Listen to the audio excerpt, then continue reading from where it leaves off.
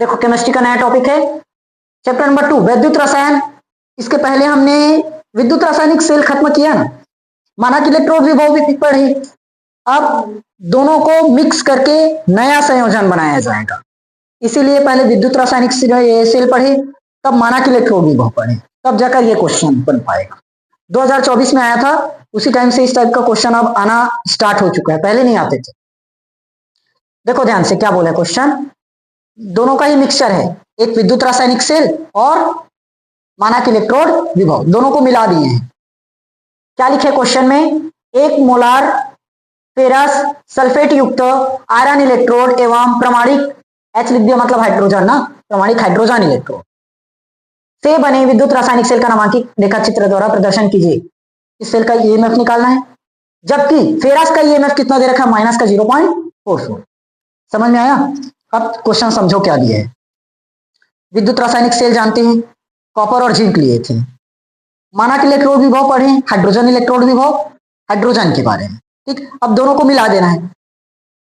जो विद्युत रासायनिक सेल है उसमें से हमने क्या लिया था, 2 क्षण लिया था, एनोड और कैथोड, कॉपर और जिंक। तो उसी कॉपर और जिंक में से कोई एक क्षण अपने को दे देगा, चाहे कॉपर हो या जिंक हो, या उसकी जगह कोई दूसरा क्षण लगा देगा। जैसे यहां पर क्या लगा दिया, फेरस लगा दिया, हो सकता है इसकी जगह कॉपर ही लग जाए या जिंक लगा कर दे दे, तो वो क्वेश्चन के अकॉर्डिंग है। समझ में आया? और दूसरी तरफ क्या रहेगा, मानक हाइड्रोजन विभव, उसका चित्र। समझ में आया? विद्युत रासायनिक सेल में क्या था, दोनों तरफ कॉपर था और जिंक था ऐसे, और इसमें क्या होगा, एक तरफ क्षण लगा रहेगा और दूसरी तरफ मानक हाइड्रोजन विभव लगा है। समझ में आया?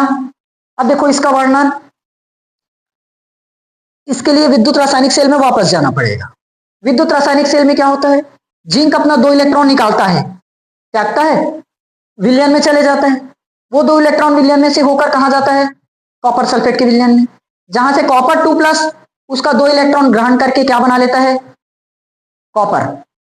जिंक क्या रहता है, जिंक रहता है ना, 2 इलेक्ट्रॉन त्याग करता है, विलयन में जाता है। उस विलयन से होते हुए वो 2 इलेक्ट्रॉन निकलकर कहां जाता है, कॉपर सल्फेट के विलयन में, जहां पर पहले से कौन रहता है, कॉपर 2+।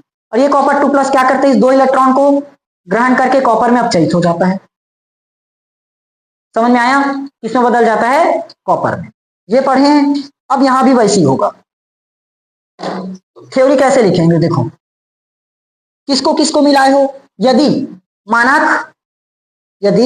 मानक फेरस इलेक्ट्रोड, जो इलेक्ट्रोड मिलाए हो उसी को लिखना है।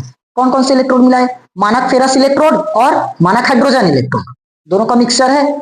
तो लिखेंगे थ्योरी में, यदि मानक फेरस इलेक्ट्रोड और मानक हाइड्रोजन इलेक्ट्रोड दोनों को क्या किया जाए, संयुक्त किया जाए, दोनों को क्या किया जाए, संयुक्त किया जाए, तो जो उसका प्रमाणिक मतलब वोल्ट मीटर में ईएमएफ रीडिंग मिलती है वो मिलेगा 0.44। ये कैलकुलेट होगा, अभी कैसे आएगा पढ़ेंगे। रीडिंग कितना आएगा, +0.44, और इलेक्ट्रोड का मान कितना दे रखा है ईएमएफ, -0. और ये तो मानक विभव का मान भी है ना, फेरस का इलेक्ट्रोड विभव का मान भी -0.44 है, लेकिन रीडिंग में इतना आएगा, कैसे आएगा अब पता चल जाएगा। समझ में आया क्या क्या मिला है? थ्योरी में क्या लिखोगे, यदि मानक फेरस इलेक्ट्रोड विभव और मानक हाइड्रोजन विभव को संयुक्त किया जाए तो वोल्ट मीटर से रीडिंग कितना मिलेगा, 0.44। मतलब इलेक्ट्रॉन का प्रवाह किधर होगा, देखो इलेक्ट्रॉन का प्रवाह याद है कम से ज्यादा की ओर होता है ना, तभी तो ऑक्सीकरण बनता है। देखो जिंक का इलेक्ट्रोड विभव कितना था, -0. अरे क्या लिख रहे हैं, 76। कॉपर का कितना होता है, 0.64। तो इलेक्ट्रॉन किधर से किधर गया था बताओ तो, ऊपर से नीचे वाले हो, जिंक से कॉपर, मतलब जिंक का निगेटिव है और कॉपर का, तो कम से ज्यादा की ओर इलेक्ट्रॉन का प्रवाह किधर होता है, कम से ज्यादा। अब मुझे बताओ फेरस का जो मान दिया है कितना है और रहता कितना है, माइनस का 0.44। फेरस का मान कितना रहता है, -0.44। ये इलेक्ट्रोड विभव विद्युत रासायनिक श्रेणी पूरा बताया था, उसमें ये मान है। हाइड्रोजन का कितना होता है बताओ तुम, 0.00 होगा। तो बताओ कम कौन है, फेरस की हाइड्रोजन? ज्यादा कौन है? क्योंकि ये तो निगेटिव है। तो इलेक्ट्रॉन का प्रवाह फेरस से हाइड्रोजन होना चाहिए कि हाइड्रोजन से फेरस होना चाहिए? फेरस से हाइड्रोजन। समझ में आया? अगर इसी की जगह हमें फेरस अमोनियम सल्फेट का दिया है, कॉपर अमोनियम सल्फेट कर देता, अब इलेक्ट्रॉन का प्रवाह किधर से किधर?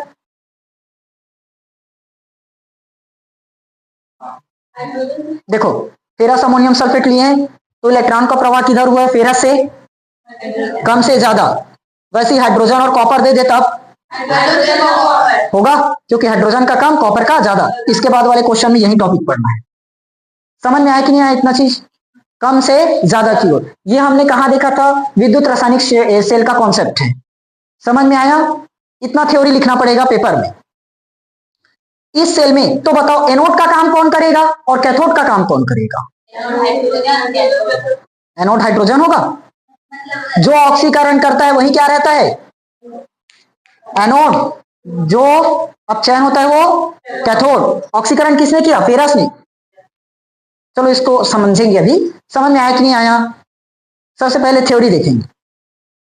यदि क्या लिखोगे? मानक फेरस इलेक्ट्रोड विभव और मानक हाइड्रोजन इलेक्ट्रोड विभव दोनों को संयुक्त किया जाए तो रीडिंग 0.44 प्राप्त होती है। इसमें इलेक्ट्रॉन का प्रवाह फेरस इलेक्ट्रोड से हाइड्रोजन इलेक्ट्रोड की तरफ होगा। यहां पर फेरस एनोड का काम करेगा और हाइड्रोजन कैथोड का काम करेगा। देखो ऊपर में लिख भी तो दिया हूं। हाइड्रोजन किसका काम किया? कैथोड का। फेरस किसका काम किया? एनोड का। अब जिसमें एनोड होता है वो क्या रहता है? ऑक्सीकरण। LOAN ट्रिक याद है? नेगेटिव ऑक्सीकरण। ठीक, समझ में आया? अब सेल अभिक्रिया समझते हैं।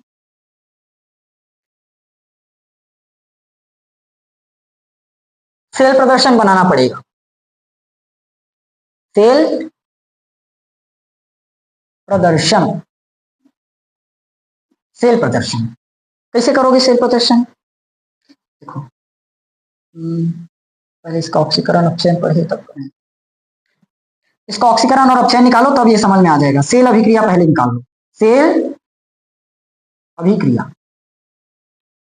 सेल अभिक्रिया ये बताओ फेरस ने ऑक्सीकरण किया कि अपचयन? फेरस में ऑक्सीकरण होगा कि अपचयन होगा? ऑक्सीकरण। फेरस में क्या होगा? ऑक्सीकरण। क्योंकि वही किसका काम किया? एनोड का। और जिसमें एनोड का, जो एनोड का काम करता है वही क्या करेगा? ऑक्सीकरण। ठीक, विद्युत रासायनिक सेल अच्छे से पढ़ोगे तब ये कॉन्सेप्ट समझ में आएगा। तो पहले किस पर निकालेंगे? एनोड पर। पहले किस पर निकालेंगे? एनोड पर। देखो एनोड पर फेरस अमोनियम सल्फेट है FeSO +2 और -2 टूटेगा तो फेरस ये है Fe। तो 2 इलेक्ट्रॉन क्या करेगा? ये त्याग करेगा। किया तो ऑक्सीकरण हुआ है कि अपचयन? फेरस ने 2 इलेक्ट्रॉन त्याग किया, क्या होगा? ऑक्सीकरण। ये किस पर हुआ? एनोड। अब किस पर होगा? कैथोड। अच्छा, जो हाइड्रोजन लिखे ना मानक हाइड्रोजन विभव, उसको SHE बोलते हैं ना, स्टैंडर्ड हाइड्रोजन इलेक्ट्रोड। मानक हाइड्रोजन इलेक्ट्रोड। स्टैंडर्ड का मतलब मानक।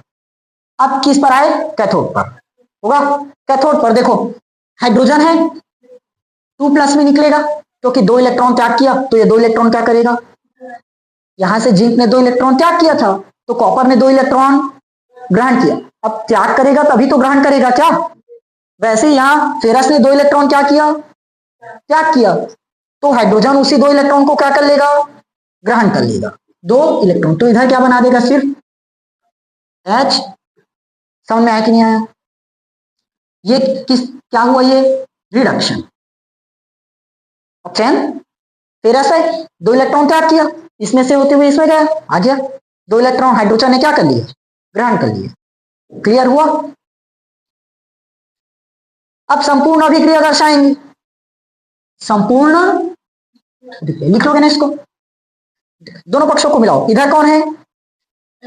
Fe प्लस और H2+ और 2 इलेक्ट्रॉन।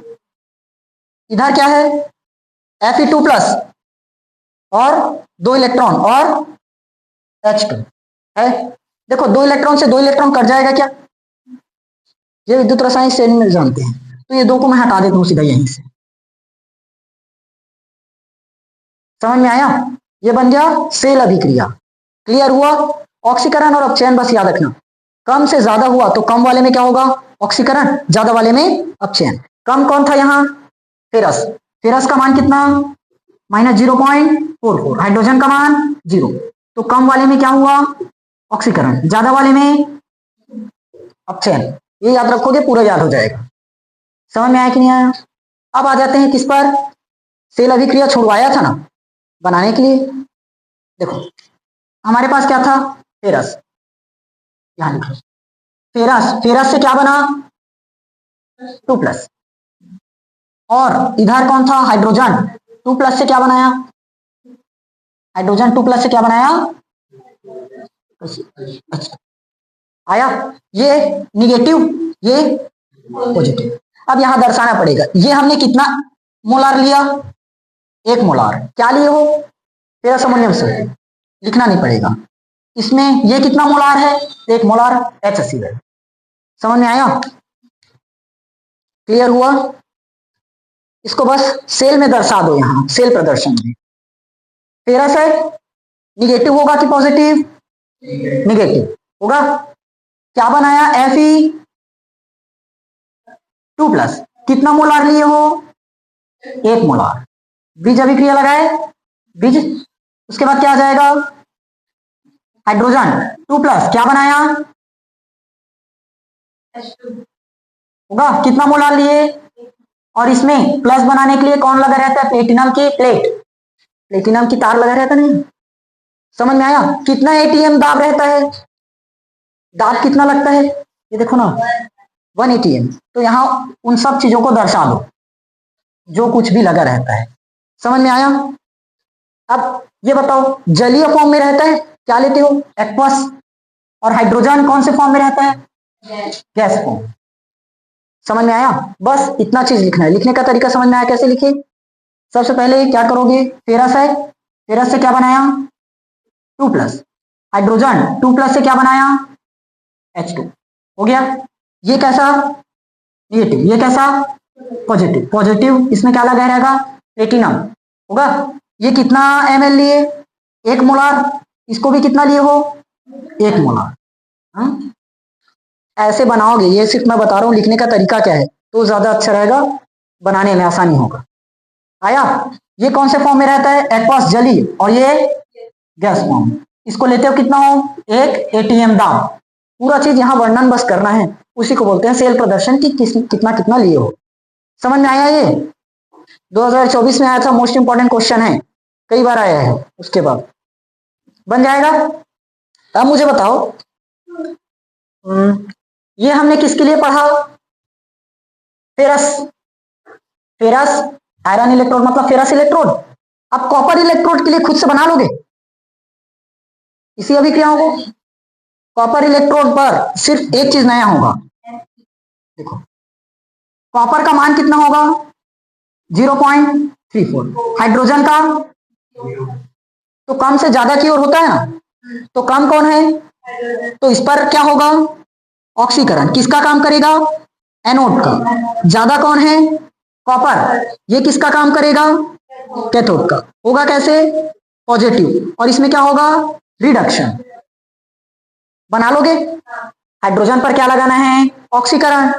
कॉपर पर अपचयन। अपोजिट कर दो तो उसका थ्योरी बदल जाएगा, लेकिन ना इसमें इलेक्ट्रॉन का प्रवाह किधर से किधर हुआ है बताओ तो? फेरस से हाइड्रोजन की ओर, तो उसमें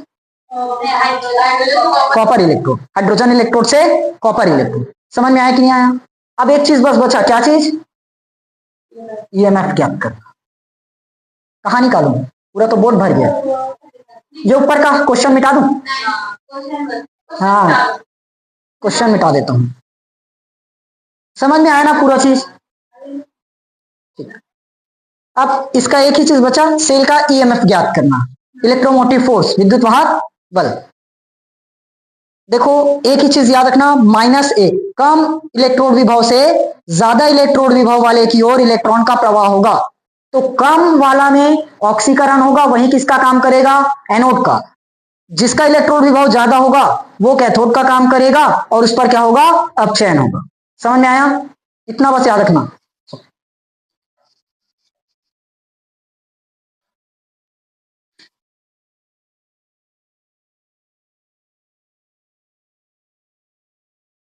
अगला है EMF.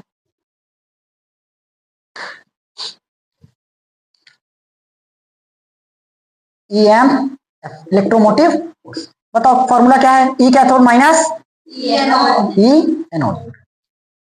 E cathode minus E anode. अब बताओ कैथोड किस पर हुआ है और एनोड किस पर है? कैथोड का काम किसने किया? कैथोड का काम किसने किया? हाइड्रोजन। कैथोड का काम हाइड्रोजन। एनोड का काम फेरस होगा। और ये ईएमएफ ईएमएफ ईएमएफ ईएमएफ तो ई हाइड्रोजन का इलेक्ट्रॉन विभव पता है कितना होता है? माइनस। फेरस का माइनस 0.4। तो जो इसका ईएमएफ फाइनली निकल कर क्या आएगा? प्लस 0. और देखो रीडिंग में बताया था प्लस 0.44 आएगा। आया? मैं कॉपर वाला निकाल कर बता देता हूं, बाकी खुद से बना लोगे।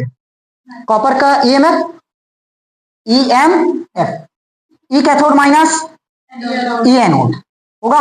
बताओ कॉपर वाले में किसका लिए हमने? कॉपर और हाइड्रोजन। कम कौन है? हाइड्रोजन। मान किसका कम है? हाइड्रोजन। तो उस पर ऑक्सीकरण की अपचयन ऑक्सीकरण। तो ये है हमारा कैथोड वाला।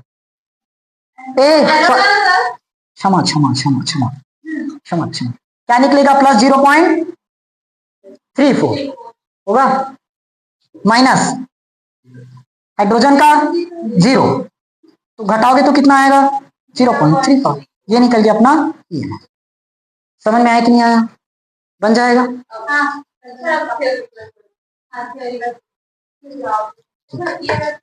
ये बाकी चीज निकालोगे ना इसका। और ये समझ में आया कैथोड किस पर हुआ? कॉपर पर, इसलिए उतना आया मान। और एनोड हाइड्रोजन, तो हाइड्रोजन का 0, तो ईएमएफ निकल गया 0.34। ठीक, बस फाइनली ये टॉपिक खत्म। 2-3 दिन में ये चैप्टर भी खत्म हो जाएगा। इसको अच्छे से तैयार करना।